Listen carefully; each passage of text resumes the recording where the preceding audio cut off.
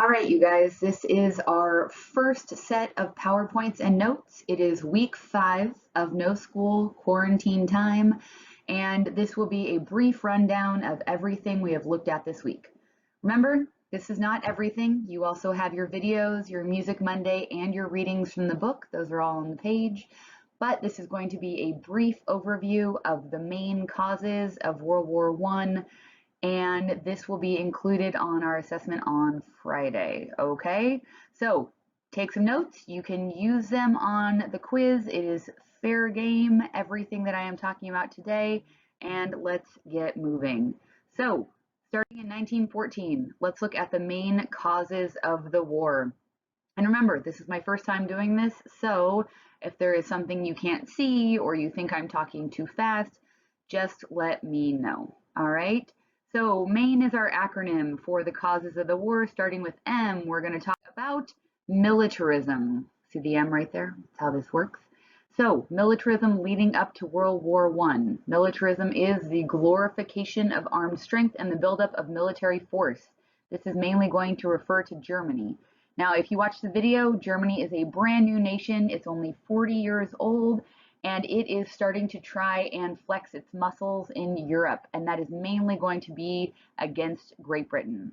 Now, as we know, Great Britain has a great navy, and I wish you all could respond to me, because why do they have a great navy? They're an island. They have to have a great navy. They also have colonies and an empire all around the world, and you need a great navy to get there. So Germany, led by Wilhelm II, is going to feel the need to get bigger and better, and that will be mainly by growing his navy just to show Great Britain that he can. Now, if you look at a map, Germany, not really in need of a big navy. So this is mainly just to show that they are better or at least equal to Great Britain. So that is where militarism comes into play. Now, if we look at this slide, please, you don't need to write down these numbers. I just want you to see the increase.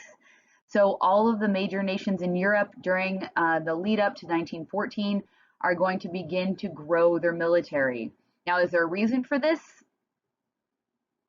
Basically, just so they can compete with one another. Remember, if you're a country and you see your neighbor growing their military, it's going to freak you out a little bit. You're also going to begin to grow your military, and this is going to cause an arms race between all of the nations in Europe. Look at the amount of Germany's increase in their defense spending. 73%. That is insane. If I was all the other countries around Germany, I'd be freaked out a little bit at this point. Which brings us to point number 2, alliance systems. That's the A in MAIN. Now, leading up to the war, we're going to have 2 sides, 2 sets of alliances, the Triple Entente and the Triple Alliance. Wow, look at those special effects. This is so much better on your own. Now, if we can look at these maps, I know you can't see Italy behind there because I'm blocking you, but on one side we have Great Britain, we have Russia, right? Look at their flag, pre-Soviet Union, and we have France. On the other side, we have Germany. This middle one right here is the Austro-Hungarian Empire, and this one on the bottom here is Italy.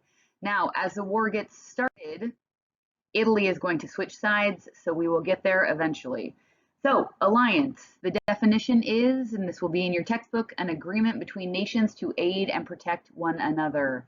On the one side, we have the gray, that's going to be France, Great Britain, and Russia. On the other side, we have Germany, the Austro-Hungarian Empire, and Italy's blocked there.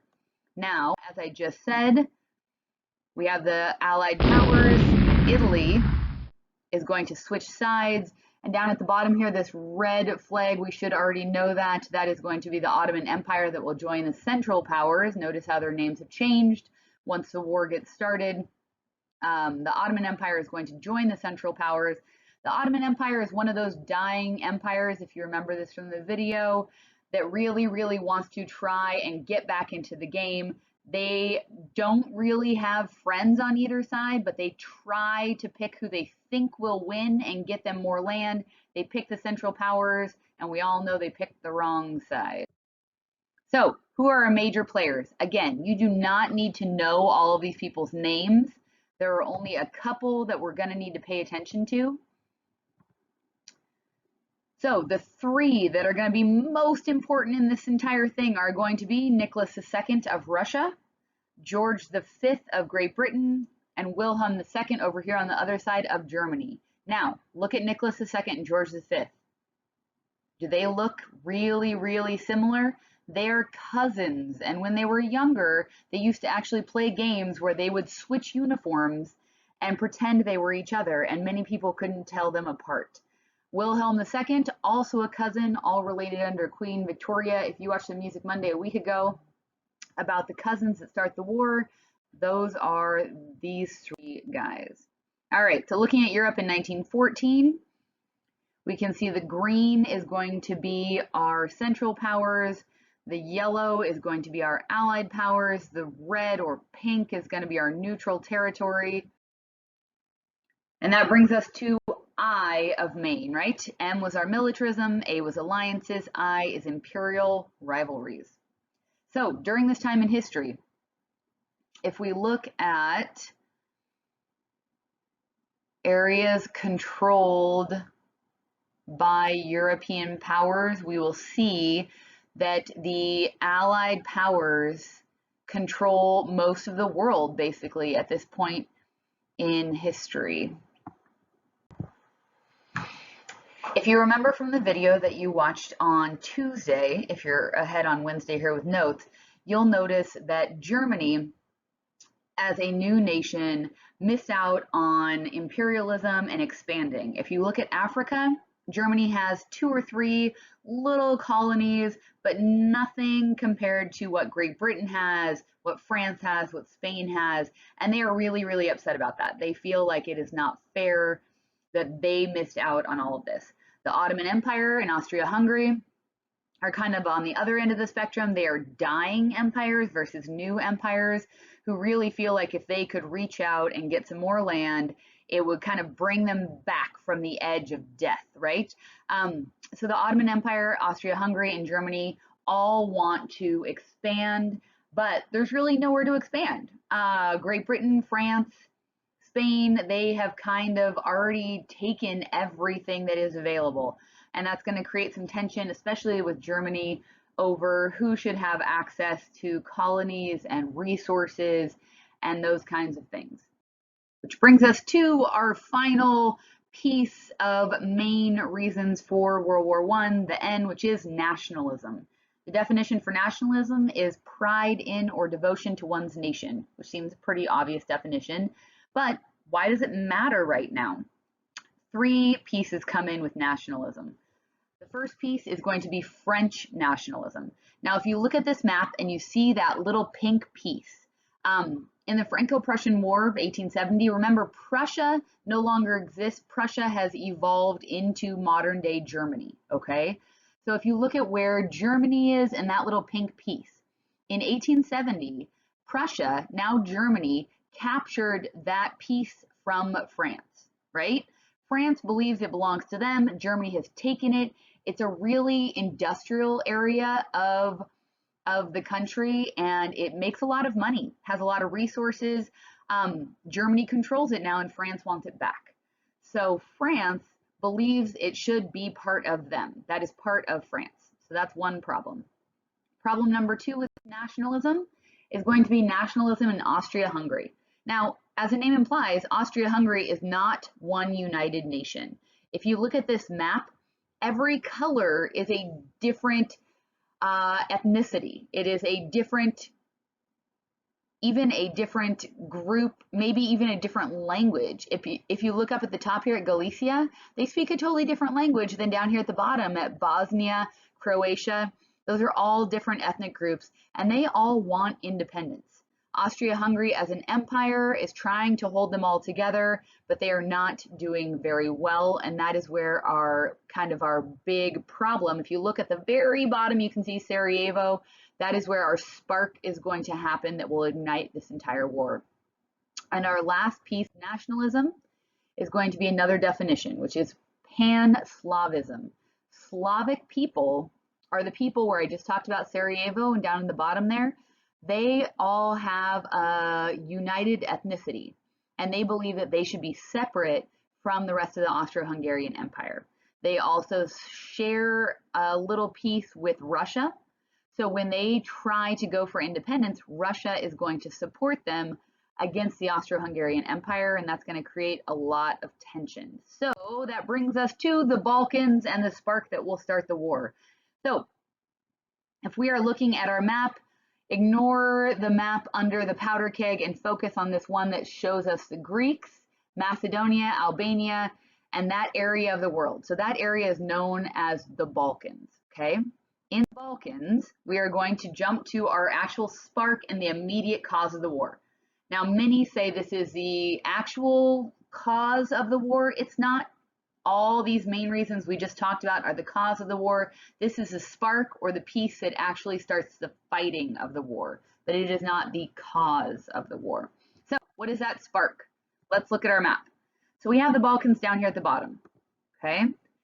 Now the Balkans used to belong to the Ottoman Empire. You can't see the Ottoman Empire, it's blocked out by me, but this area kind of becomes available, you could say.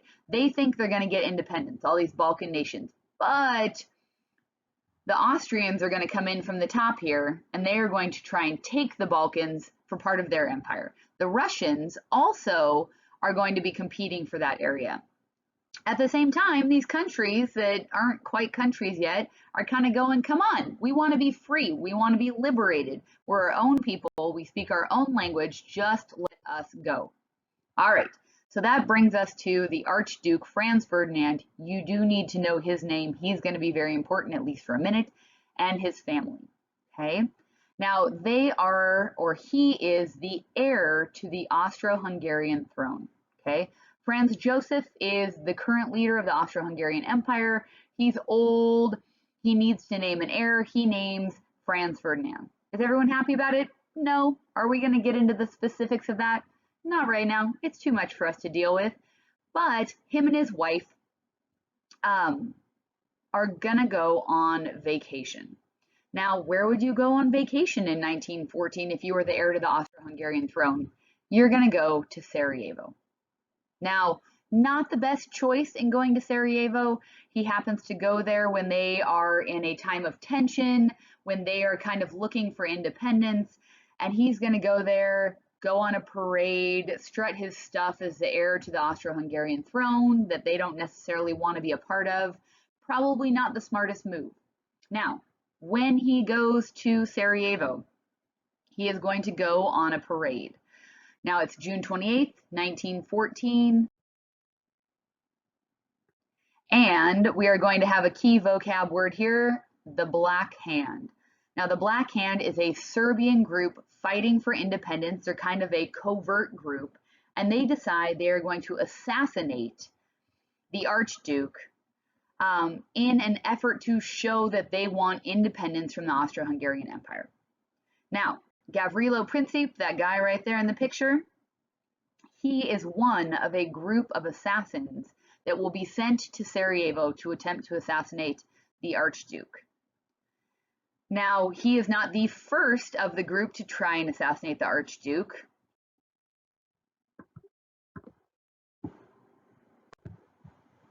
But I'm going to give you a short, abbreviated version of the assassination attempt. If you would like more, there is a great extra credit video that shows this entire assassination plot and how it goes astray and how it eventually is successful. But what actually happens, Franz Ferdinand and his wife are on a tour. Several of the assassins or would-be assassins are scared away by police. One will actually throw a bomb at the motorcade. It bounces over Franz Ferdinand and his wife. It will end up blowing up the truck or the car behind Franz Ferdinand. That guy that threw that bomb will be arrested. He tries to take cyanide. He tries to drown himself. All these are unsuccessful and he is arrested. Franz Ferdinand and his wife, in their big-hearted ideas, decide to go to the hospital and see the people that were injured in that explosion.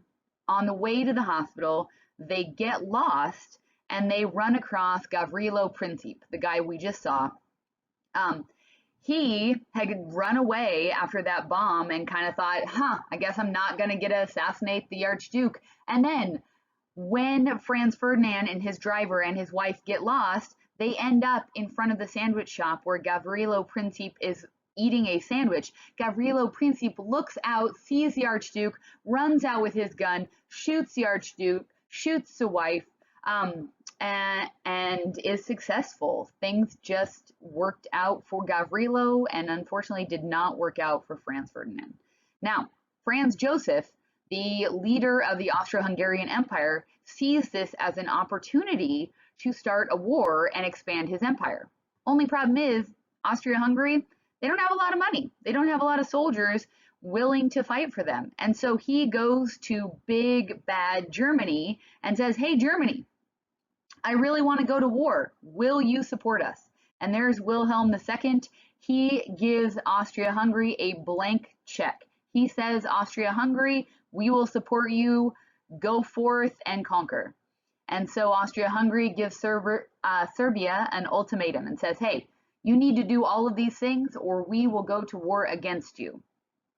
They're not things that Serbia can do. And so Austria-Hungary declares war on Serbia. And that is when we say the lamps go out. What that means is, especially in Great Britain, all the lamps go out when the war starts, and we have the July crisis. Now, Austria declares war on Serbia on July 28th, but remember, we have all of these alliances set up. And who has Serbia's back? Russia. Russia declares war on the Austro-Hungarian Empire. Now, Russia does not have a lot of technology. They don't have a lot of advanced weaponry, but what they do have a lot of is people. So it takes them a while to mobilize or to get ready for war. And so knowing what was coming, they had secretly been preparing to declare war on Austria-Hungary. So when Austria declares war on Serbia, Russia is ready to go. They declare war on Austria. Germany, backing up Austria-Hungary, then declares war on Russia. Now you can't see what I put there, but that was the real reason Germany wanted to get involved in all of this. Germany wanted to declare war on Russia so they could expand into Russia. Now, if you can visualize Germany on your map, they go east, they go towards Russia. But if they go west and expand, which is their real goal, they're going to go towards France. So here's our last little piece for today, all right? Or actually for the entire week. This is the last thing you need to get to the Schleifen plan or Schlieffen. All my German kids out there, you can correct me, all right? Now, Germany has a really, really great plan where they are going to invade both France and Russia, but they know they don't have the strength to do both at the same time. So the Schlieffen plan says, we are going to speed attack France. Now we're going to go north through Belgium because France has defenses lined up on the actual border between Germany and France. So we'll go through Belgium, we'll attack France, we'll capture France really, really fast, and then we'll take all of our forces to go over and fight Russia. The only problem is those pesky alliances. Now, who has France's back? Question mark, question mark, question mark. Not really anyone at this point, but Germany makes an epic failure in going through Belgium because who has Belgium's back? Question mark, question mark, question mark. That would be Great Britain. So on August 4th, 1914, Germany crosses Belgium to get to France. And what has to happen next? Britain declares war on Germany. And that is going to be the true start of this world war because bringing Great Britain into this was a really, really big mistake. And I will leave you guys there. Make sure that you are checking Canvas, that you have looked at your readings, you have watched your videos and your Music Monday, and I will have your quiz ready for you guys on Friday. Thanks for watching.